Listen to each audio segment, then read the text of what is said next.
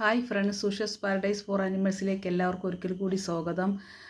ഇന്നത്തെ എൻ്റെ വീഡിയോ ബഹുമാനപ്പെട്ട സുപ്രീം കോടതി, ഹൈക്കോടതി ജഡ്ജിമാരുടെ സമക്ഷത്തിലേക്കാണ്. കാരണം വർഷത്തിൽ 2-3 തവണ തെരുവ് നായ്ക്കൾക്കെതിരെ സുപ്രീം കോടതി, ഹൈക്കോടതിയും ഓരോ ഹർജിക്ക് ഉത്തരമായിട്ട് കുറച്ച് ഉത്തരവുകൾ പുറപ്പെടുവിക്കും. ആക്രമണകാരികളായ നായ്ക്കളെ കൊല്ലാം എന്നതുപോലെയൊക്കെയുള്ള വിധികൾ പ്രഖ്യാപിക്കും. ഈ വിധിയുടെ പിന്നാലെ നമ്മുടെ സമൂഹത്തിൽ നടമാടുന്ന അരാജകത്വത്തെക്കുറിച്ച് സുപ്രീം കോടതി യാതൊരു അന്വേഷണവുമില്ല. ഒരു വിധി പുറപ്പെടുവിച്ചതിന് ശേഷം ആ കോടതി പറയുന്ന സമയത്തിനകത്ത് അവരത് നടപ്പിലാക്കിയോ, ഒരു ക്ഷേമം, അവർക്ക് വേണ്ടിയുള്ള ക്ഷേമം നടപ്പിലാക്കിയോ എന്ന് സുപ്രീം കോടതി അന്വേഷിക്കുന്നില്ല. അതുകൊണ്ട് തന്നെ സുപ്രീം കോടതി മൃഗങ്ങൾക്ക് അനുകൂലമായി വിധിച്ച ഒരു വിധിയും ഇതുവരെ ഉത്തരവാദിത്തപ്പെട്ട പഞ്ചായത്തോ കോർപ്പറേഷൻകാരോ നടപ്പാക്കിയിട്ടില്ല. പകരം സുപ്രീം കോടതി എവിടെയെങ്കിലും അല്പം പരാമർശിക്കുന്ന അപകടകാരികളായ നായ്ക്കളെ കൊല്ലാം എന്നുള്ള ഉത്തരവ് മാത്രം ഉയർത്തിപ്പിടിച്ചുകൊണ്ട് കുറേ വിവരം കെട്ട ആളുകളുടെ പിന്തുണയോടുകൂടെ ഭരണാധികാരികൾ ഇവയെ കൊന്നൊടുക്കുന്നു. അതും വളരെ മൃഗീയമായിട്ട്. നമുക്കറിയാം, ഇപ്പോൾ മീഡിയകൾ തുറന്ന മൃഗീയമായ മനുഷ്യന്മാരുടെ കൊലപാതകങ്ങൾ മാത്രമേ കാണാൻ പറ്റുന്നുള്ളൂ. അതിനേക്കാളും അറയ്ക്കുന്ന തരത്തിലാണ് ഈ പാവം മിണ്ടാപ്രാണികളോട് കാണിക്കുന്നതായ ക്രൂരത. ഇത്രയും കാലമായിട്ടും ഇവിടെ ഒരു മൃഗസ്നേഹിയും തെരുവിൽ മൃഗങ്ങൾക്ക് വേണ്ടിയോ അല്ല മനുഷ്യനുമായിട്ടോ ഒരു മോഷണക്കേസിലോ, ഒരു അക്രമ കേസിലോ, ഒരു അടിപിടി കേസിലോ ഒരു മൃഗസ്നേഹി ഉൾപ്പെട്ടതായിട്ട് വലിയ കേസുകളൊന്നും ഇവിടെ ഇല്ല. അത്രയും ശാന്തമായി സമാധാനവുമായിട്ട് അവരവരുടെ മിണ്ടാപ്രാണികളെ നോക്കി അവരുടെ ഉപജീവന മാർഗവും നോക്കിയാണ് ഇവിടെ എല്ലാ മൃഗസ്നേഹികളും ജീവിച്ചു പോകുന്നത്. അപ്പോൾ ഇവിടെ കാമുകൻ കാമുകിയെ, അച്ഛൻ അമ്മയും സ്വത്തിനും പണത്തിനും പലതിനും വേണ്ടി ഇവിടെ കൊല്ലുന്നു. പക്ഷേ ഒരല്പം മനുഷ്യത്വപരമായിട്ട് ജീവിച്ചു പോകുന്നത് ഇവിടെ മൃഗസ്നേഹികൾ മാത്രമാണ്.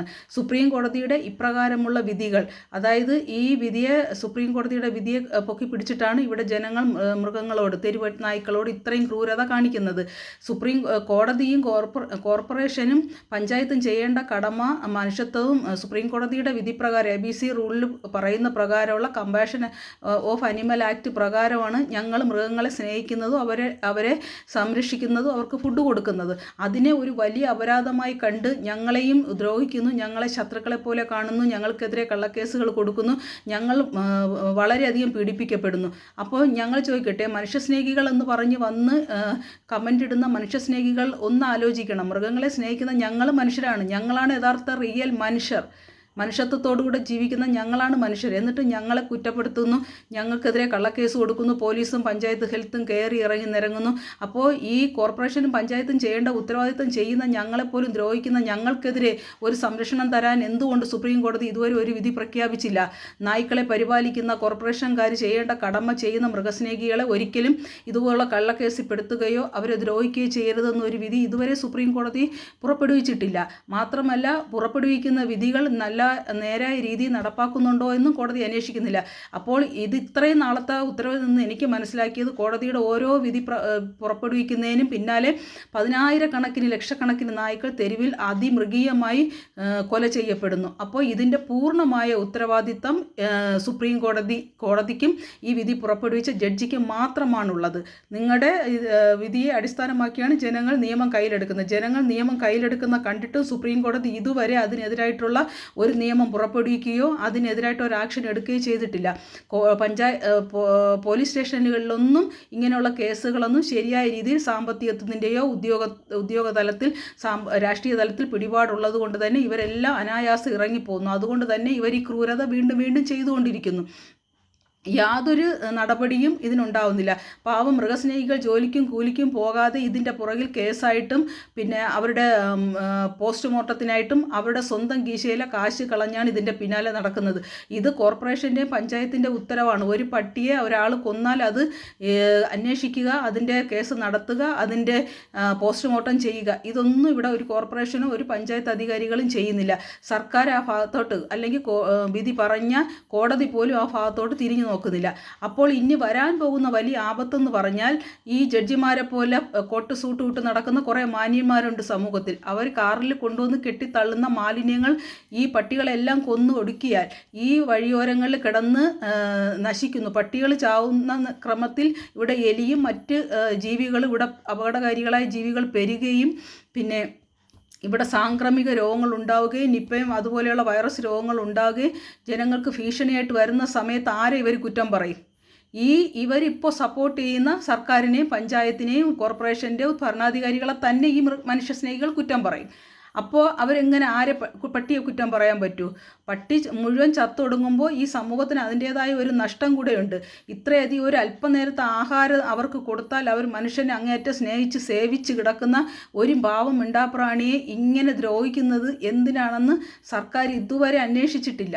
ഒരു കേസ് പോലും സർക്കാർ ഇതുവരെ സീരിയസ് ആയിട്ട് എടുത്ത് അതിനെതിരെ വിധി വന്നിട്ടില്ല. അതുകൊണ്ടാണ് ഇവിടെ മൃഗവിരോധികളെന്ന് മനുഷ്യസ്നേഹികളെന്ന് കപടനാട്യം കാണിക്കുന്ന കുറേ മനുഷ്യർ ഈ ക്രൂരത ഇവിടെ ചെയ്തുകൊണ്ടിരിക്കുന്നത്.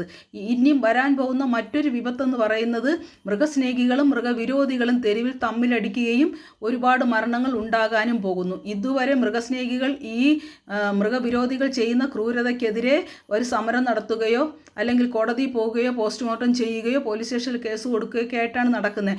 ഞങ്ങളുടെ ക്ഷമയുടെ പരിധി കഴിഞ്ഞു. ഞങ്ങൾ കണ്ടും കേട്ടും മീഡിയ തുറക്കാൻ വയ്യാത്തത്ര വിധം എന്തായാലും സുപ്രീം കോടതി ജഡ്ജിമാരൊന്നും ഈ ഫോണും ഈ സമൂഹത്തിൽ നടക്കുന്നതൊന്നും അറിയാതിരിക്കുന്നില്ല എന്ന് ഞങ്ങൾ വിചാരിക്കുന്നില്ല. എന്നിട്ടും ഇത് നിങ്ങൾ കണ്ണടച്ച് ഇതിനൊരു മൗനസമ്മതം കൊടുക്കുന്നു എന്ന് തന്നെയാണ് ഞങ്ങളുടെ വിശ്വാസം. അപ്പോൾ ഇനി വരാൻ പോകുന്ന വലിയൊരു ഭവിഷ്യത്ത് എന്ന് പറയുന്ന ഈ മൃഗസ്നേഹികളും മൃഗവിരോധികളും തമ്മിൽ തെരുവിലടിച്ച് മരിക്കും. അതും കൂടെ മാത്രമേ ഈ സമൂഹത്തിൽ ഇനി നടക്കാനുള്ളൂ. അവരുടെ മനുഷ്യത്വവും ഇതെല്ലാം കണ്ട് മരവിക്കുന്ന ഒരു ഘട്ടം വരുമ്പോൾ സർക്കാർ ഞങ്ങൾക്ക് നീതി തരുന്നില്ല, ഉദ്യോഗസ്ഥന്മാർ നീതി തരുന്നില്ല, പോലീസ് സ്റ്റേഷൻ നീതി തരുന്നില്ലെങ്കിൽ ഞങ്ങൾക്കും മൃഗങ്ങളോട് ക്രൂരത കാണിക്കുന്നത് പോലെ അവരോട് ക്രൂരത കാണിക്കുന്നവരോട് ഞങ്ങൾക്കും ക്രൂരത കാണിക്കേണ്ടി വരും. കാരണം എല്ലാ മനുഷ്യരുടെ ഉള്ളിലും ഉണ്ട് ഒരു ക്രൂരഭാവം. അത് ഞങ്ങളുടേതായ നല്ല ഭാവം മാത്രം പുറത്തെടുക്കുമ്പോൾ അതിനെ കുറ്റമായി കണ്ട് ഞങ്ങളെ പരിഹസിക്കുകയും ഞങ്ങളെ ഉപദ്രവിക്കുകയും ചെയ്യുമ്പോൾ ഞങ്ങൾക്ക് ഒരുപക്ഷെ ഞങ്ങളുടേതായ ആ അക്രമവാസന പുറത്തെടുക്കേണ്ടി വരും. അങ്ങനെ തമ്മിൽ തെരുവിലടിച്ച് മനുഷ്യൻ മരിച്ചാൽ സുപ്രീം കോടതി ഇതിനെതിരെ എന്ത് വിധി പ്രഖ്യാപിക്കും എന്നാണ് ഇനി കാണാനുള്ളത്. അത് മാത്രമേ ഇനിയുള്ളൂ. കാരണം ഞങ്ങളെപ്പോലുള്ള ഞങ്ങളുടെ മനുഷ്യത്വം, ഞങ്ങളുടെ ദയ, കാരുണ്യം, മനസ്സലിവ് ഇതെല്ലാം മരവിപ്പിക്കുന്ന രീതിയിലാണ് മൃഗവിരോധികൾ ഇപ്പോൾ ചെയ്തുകൊണ്ടിരിക്കുന്നത്. ഞങ്ങളുടെ മനസ്സാക്ഷി മരവിച്ച് ഞങ്ങൾ ഇവരെ പോലെ ക്രിമിനലുകളായാൽ, ഈ തെരുവിൽ തമ്മിലടിച്ച് മരിച്ചാൽ അതിന് എന്ത് സമാധാനം ഈ വിധി പുറപ്പെടുവിച്ച കോടതി ജഡ്ജിമാരും നിയമവും ഭരണാധികാരികളും എടുക്കും എന്ന് കാണേണ്ടിയിരിക്കുന്നു. അതിനുള്ള സമയം അതിവിദൂരമല്ല.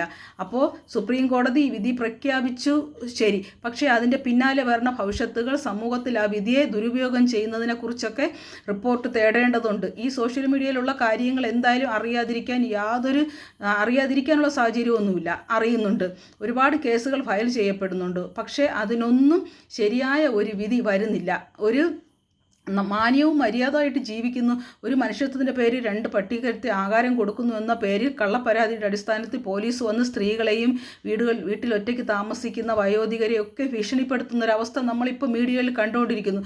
ഇതിനെതിരെ ഒന്നും കോടതി സ്വമേധയാ കേസെടുക്കുന്നില്ല, അവരെ വെറുതെ വിടാൻ പറയുന്നില്ല. അല്ലെങ്കിൽ കോർപ്പറേഷൻ ഈ അവരുടെ ഉത്തരവാദിത്തം ശരിയായി നിർവഹിച്ചിരുന്നുവെങ്കിൽ ഞങ്ങൾക്ക് കൊടുക്കേണ്ടി വരില്ലായിരുന്നു, ഞങ്ങൾക്കാർക്കും ഈ തൊഴിലിന് ഇറങ്ങേണ്ടി വരില്ലായിരുന്നു. ഒന്നുകിൽ കോർപ്പറേഷൻ അവർക്കുള്ള ഫണ്ട് മൃഗസ്നേഹികളായി ഞങ്ങൾക്ക് തരണം, അതിനുള്ള സ്ഥലവും അതിനുള്ള ഷെൽട്ടർ ചെയ്യാനുള്ള സംവിധാനങ്ങളും അവരുടെ ഫണ്ട് ഞങ്ങളെ ഏൽപ്പിക്കണം. എന്തിനാണ് കള്ളൻ്റെ കയ്യിൽ താക്കോൽ ഏൽപ്പിക്കുന്നത്? കോടതി ഇടപെട്ട് ഈ തെരുവ് നായ്ക്കളുടെ ഫണ്ട് മൃഗസ്നേഹികളുടെ കയ്യിൽ എത്തിക്കാനുള്ള നടപടി എത്രയും വേഗം സ്വീകരിക്കണം.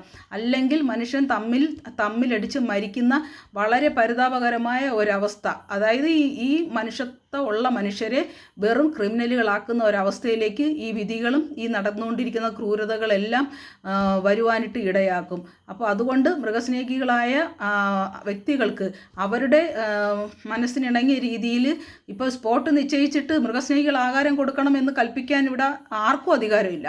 അത് ഞങ്ങളുടെ ഇഷ്ടമാണ്. ഞങ്ങൾക്ക് വേണ്ടാന്ന് വിചാരിച്ചാൽ ഏത് സമയം കൊടുക്കാതിരിക്കാം.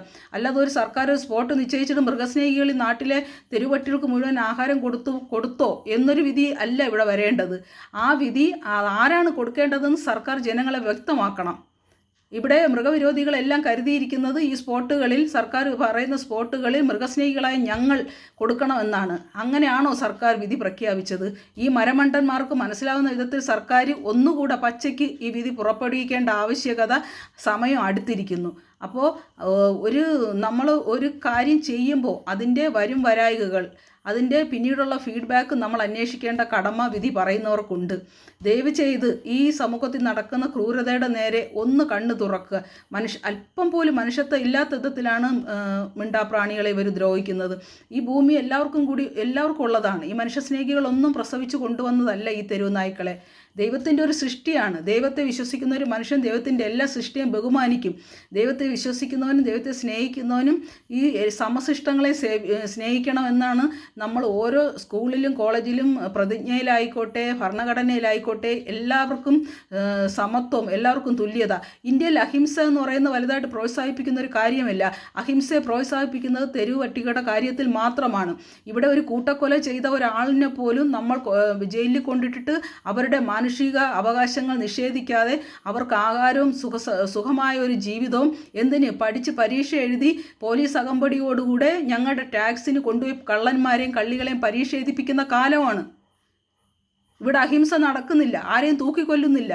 തൂക്കിക്കൊല്ലാൻ വിധിക്കുന്നവരെല്ലാം വീണ്ടും ജീവപര്യന്തമാക്കി അവരെ തീറ്റിപ്പോറ്റുകയാണ്. കള്ളന്മാരെ, സമൂഹത്തിന് ദോഷകരമായ ആളുകളെ തീറ്റിപ്പോറ്റുകയാണ്.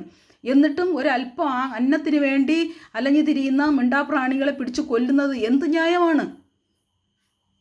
എവിടുത്തെ ന്യായമാണ്? ദൈവം എന്ന് പറയുന്ന ഒരു ശക്തിയിൽ വിശ്വസിക്കുന്നുവെങ്കിൽ ഒരു മനുഷ്യന് ഇങ്ങനെ ചെയ്യാൻ പറ്റില്ല. അപ്പം നിങ്ങളെല്ലാവരും ദൈവനിഷേധികളാണെന്ന് എനിക്ക് പറയേണ്ടി വരും. തീർച്ചയായിട്ടും നമ്മൾ 3 നേരമോ 4 നേരമോ നിസ്കരിച്ചിട്ടോ പ്രാർത്ഥിച്ചിട്ടോ അമ്പലത്തിൽ പോയി തൊഴുതിട്ടോ മണിയടിച്ചിട്ടോ ഒരു കാര്യവുമില്ല. ദൈവം നോക്കുന്നത് നമ്മുടെ ഹൃദയങ്ങളാണ്. നമ്മുടെ ഹൃദയത്തിന് എത്ര ശുദ്ധിയുണ്ട്, നമ്മുടെ ഹൃദയത്തിൽ നമ്മുടെ ചിന്ത, നമ്മുടെ പ്രവൃത്തി, സഹജീവികളോട് നമ്മൾ എത്ര കാരുണ്യം കാണിക്കുന്നു എന്നൊക്കെ. ബൈബിളിലൊരു വചനമുണ്ട്, ഞാൻ വിശന്നവനായി നിങ്ങളുടെ അടുക്കൽ വന്നു, ഞാൻ വസ്ത്രമില്ലാത്തവനായിട്ട് വന്നു എന്നൊക്കെ പറഞ്ഞൊരു വാക്യമുണ്ട്. ദൈവം എപ്പോഴെങ്കിലും നമ്മുടെ അടുത്ത് ഇങ്ങനെ വരേണ്ടതുണ്ടോ? ഇല്ല. ഒരു മിണ്ടാപ്രാണിയുടെ രൂപത്തിൽ, അല്ലെങ്കിൽ ഒരു ഭിക്ഷക്കാരൻ്റെ രൂപത്തിൽ, അല്ലെങ്കിൽ ഒരു കഴിവ് കുറഞ്ഞ ഒരാളുടെ, അല്ലെങ്കിൽ ഒരു വയോധികൻ്റെ രൂപത്തിൽ, ഒരു കുട്ടിയുടെ രൂപത്തിലൊക്കെയാണ് ദൈവം നമ്മുടെ അടുക്കൽ വരുന്നത്. അതൊരു യഥാർത്ഥ ദൈവവിശ്വാസിക്ക് മാത്രമേ അത് മനസ്സിലാക്കാൻ പറ്റൂ. ഓരോ കാര്യങ്ങൾ ചുമ്മാ എന്തെങ്കിലും ഒരു രാഷ്ട്രീയ പാർട്ടിക്ക് വേണ്ടി കണ്ണടച്ച് അവർക്ക് വേണ്ടിയിട്ട് അങ്ങ് ആളുകൾ വാദിക്കുകയാണ്. അല്ലെങ്കിൽ അവൻ്റെ സ്വന്തം പാർട്ടിക്ക് വേണ്ടി, അല്ലെങ്കിൽ അവൻ്റെ സ്വന്തക്കാരൻ ഭരിക്കുന്ന ആൾ സ്വന്തക്കാരനാണെങ്കിൽ അവന് വേണ്ടി. എന്താണ് ന്യായത്തിന് നീതിക്കൊന്നും ഒരു വിലയില്ല. കോടതി വിധിക്ക് ഒരു വിലയില്ല. കോടതിക്ക് ഒരു വിലയില്ലാത്ത കാലത്തൂടെയാണ് നമ്മൾ കടന്നു പോയിക്കൊണ്ടിരിക്കുന്നത്. കാരണം കള്ളന്മാരെയും കള്ളികളെയും തീറ്റിപ്പോറ്റാൻ വേണ്ടി മാത്രമാണ് കോടതിയും സർക്കാരും പോലീസും എന്ന് തോന്നുന്നു. ഒരു കേസ് കൊടുത്താൽ അതിൽ ന്യായമുള്ളവൻ പ്രതിയും ന്യായമില്ലാത്തവൻ വാദിയും ആവുന്ന അവസ്ഥയാണ്. വാദി പ്രതിയാവുന്ന അവസ്ഥ. എന്തൊരു വല്ലാത്ത യുഗത്തിലൂടെയാണ് നമ്മൾ കടന്നു പോകുന്നതെന്ന് മനസ്സിലാക്കണം. കോടതിയുടെ തന്നെ വിശ്വാസ്യതയെ ചോദ്യം ചെയ്യപ്പെട്ട് കഴിഞ്ഞിട്ട് എത്രയും നാളുകളായി. അപ്പോൾ ഈ കോടതി വിധിയെ പൊക്കി പിടിച്ചിട്ട് എന്ത് വിശ്വാസ്യതയിലാണ് ജനങ്ങൾ ഈ തെരുവ് നായ്ക്കളെ ഉപദ്രവിക്കുന്നതെന്ന് മനസ്സിലാവുന്നില്ല. നിങ്ങളൊന്ന് സ്വയം ചിന്തിച്ചു നോക്കൂ. നിങ്ങൾ വിശ്വസിക്കുന്ന ദൈവത്തോട് നിങ്ങളുടെ ഹൃദയത്തിൽ നിങ്ങൾ ചോദിക്കൂ, നിങ്ങൾ തെരുവ് നായ്ക്കെതിരെ ചെയ്യുന്ന ദുഷ്ടത്തരങ്ങൾ ആ ദൈവത്തിന് ഇഷ്ടമുള്ളതാണോ എന്ന് നിങ്ങളുടെ ദൈവത്തോട് തന്നെ നിങ്ങളൊന്ന് ചോദിക്കൂ. ഞങ്ങൾ പറയുന്ന കേട്ടിട്ട് നിങ്ങൾ ചെയ്യണ്ട. നിങ്ങൾ ആരാധിക്കുന്ന, നിങ്ങൾ വിശ്വസിക്കുന്ന മൂർത്തിയോട് നിങ്ങൾ ചോദിക്കൂ, ഞാൻ ഈ ചെയ്യുന്നതും പ്രവർത്തിക്കുന്നതും പറയുന്നതും ഇവർക്കെതിരെ, ഈ മിണ്ടാപ്രാണികൾക്കെതിരായി ചെയ്യുന്നത് ശരിയാണോ എന്ന് നിങ്ങൾ സ്വന്തം മനസാക്ഷിയോട് ചോദിക്കൂ. നിങ്ങളുടെ ദൈവത്തോട് ചോദിക്കൂ. നിങ്ങൾക്കൊരു ഉത്തരം തീർച്ചയായും കിട്ടും. അത്രേ എനിക്ക് പറയാനുള്ളൂ. അതുകൊണ്ട് കോടതി ഈ വിഷയത്തിൽ മൗനമായിട്ട് മൗനം വെടിയാനുള്ള സമയം കഴിഞ്ഞു, അതിക്രമിച്ചു. ഞങ്ങൾ ക്രിമിനലുകളാക്കരുത്. ഞങ്ങൾക്കും വെട്ടാനും തല്ലാനും കൊല്ലാനും എല്ലാം അറിയാം. മൃഗങ്ങളെ തെരുവിൽ ദ്രോഹിക്കുന്നവരെ വെട്ടാൻ തിരിച്ചും ചെയ്യാൻ ഞങ്ങൾക്കും അറിയാം. ഞങ്ങളെ ആ ഒരു സാഹചര്യത്തിലേക്ക് കൊണ്ടെത്തിക്കരുതെന്ന് ബഹുമാനപ്പെട്ട കോടതിയോട് ഞങ്ങൾ അപേക്ഷിക്കുകയാണ്. ഈ പാവം മിണ്ടാപ്രാണികളെ അവരുടെ വഴിക്ക് വിട്ടേക്കൂ. അവർക്ക് ആവശ്യമുള്ള ഫണ്ടുണ്ട്, അതെടുത്ത് അവർക്ക് ആഹാരം, അവർക്ക് സംരക്ഷണം കൊടുക്കാനുള്ള ഒരു ശരിയായ വിധി കോടതി എത്രയും വേഗം പുറപ്പെടുവിക്കണമെന്ന് മാത്രമേ എനിക്ക് പറയാനുള്ളൂ. എല്ലാവർക്കും നന്ദി.